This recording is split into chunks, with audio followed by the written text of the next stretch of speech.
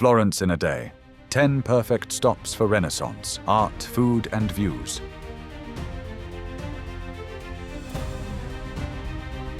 One sunrise to sunset, and you will trace the birth of the Renaissance step by step, from the first experiments in linear perspective to Medici power plays, from bustling markets to sweeping skyline views.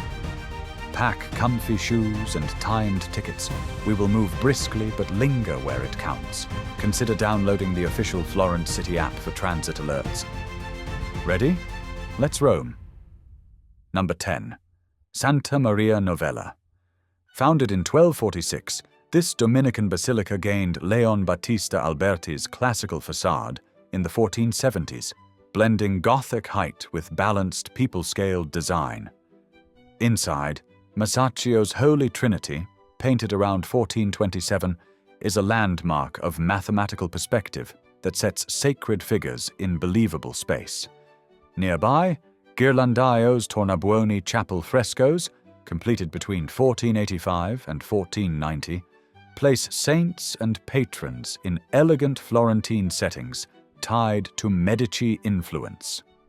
If time allows, step into the Green Cloister and the Spanish Chapel for sweeping fresco cycles, and add a quick detour to the cloister for a quiet reset. Number 9. Brunelleschi's Dome Climb. Between 1418 and 1436, Filippo Brunelleschi engineered Florence's signature dome without full wooden centering, using interlocking herringbone bricks and hidden iron chains informed by ancient building methods. As you climb, look closely at the vast Last Judgment fresco on the inner shell. Then note narrow passageways where workers once moved tools and stone. The stairs are steep and tight, so pace yourself on landings. The final terrace opens to a 360-degree city panorama. Book the earliest ascent to watch sunrise gild the red-tiled rooftops before crowds arrive.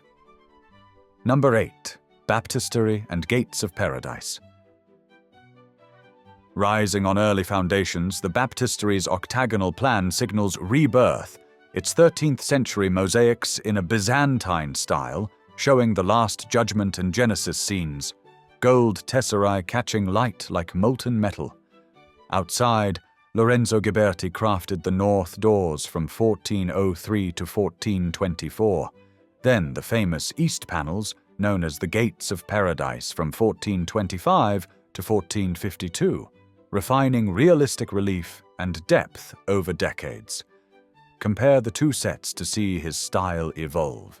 Keep your timed tickets handy, since pass names change, and step inside right after the dome climb.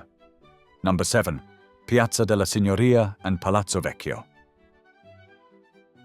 Since 1299, Arnolfo di Cambio's fortress palace has anchored Florence's civic life. In 1497, Savonarola held the Bonfire of the Vanities here, and half a century later, Cosimo I asked Vasari to fill the Salone dei Cinquecento with scenes of Medici victories.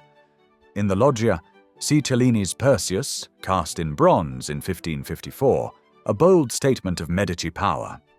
Linger a minute in the courtyard to spot sculpted details, then climb the tower around midday for a quieter vantage and a clear view toward the raised Vasari corridor that threads above the streets. Number 6. Uffizi Galleries.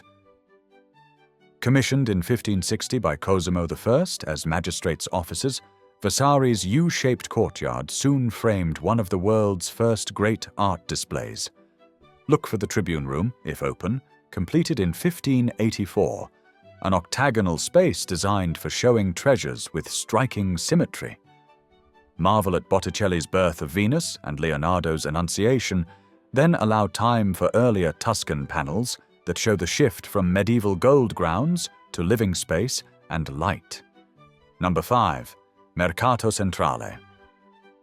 Opened in 1874 above the old Medici grain market, Mengoni's iron and glass hall pairs tradition with modern flavors. At ground level, sample prosciutto, pecorino, and warm Scotch-y artar. Upstairs, the food hall serves updated Tuscan classics under tall skylights.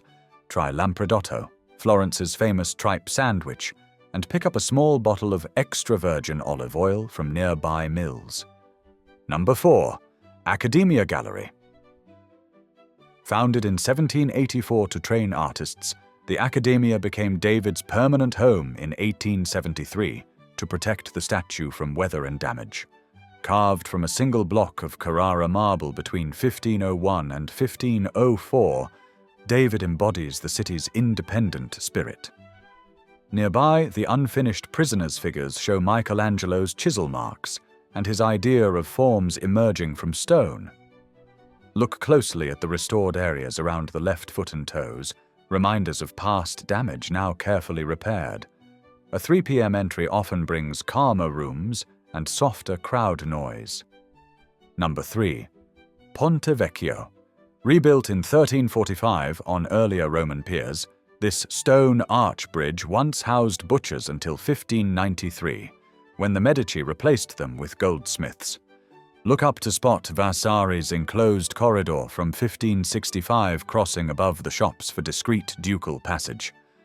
After the 1966 flood, high water marks were added along the riverfront, a quiet record of the Arno's force. For the best shot, stand in the center facing west at dusk when the bridge and river glow together, and hold a steady frame for reflections. Number 2. Boboli Gardens.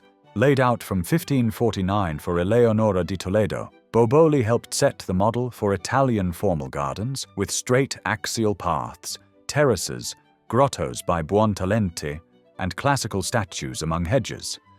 Later rulers added playful pavilions and a porcelain collection showcasing rare European pieces. Do not miss the Buontalenti grotto near the Pitti Palace and the Coffee House Pavilion for a serene lookout over the city's roofs and hills.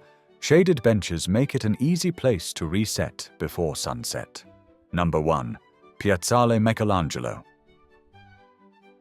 As part of the 1869 urban renewal, Giuseppe Poggi carved this terrace into the hillside and aligned new boulevards with views of the Duomo, Ponte Vecchio, and Palazzo Vecchio. A bronze replica of Michelangelo's David, installed in 1873, watches over the skyline in tribute to the city's artistic genius. Arrive about 45 minutes before sunset, grab a spritz from the kiosk, and watch the city turn gold while church bells roll across the hill. Honorable mentions. 3 more gems to bookmark. The Bargello Museum, home to Donatello's groundbreaking bronze David cast around 1440. San Miniato al Monte, an 11th century Romanesque basilica on an ancient terrace with sweeping views. And Officina Profumo Farmaceutica di Santa Maria Novella, a historic apothecary where medieval recipes and Renaissance fragrances still live on. It has operated since 1221, so save a few minutes to browse. Thanks for traveling with us. Which Florentine stop surprised you most? Comment below, subscribe for more hidden history, and tap the video on screen to keep roaming smarter. Then share this guide with a friend planning Florence.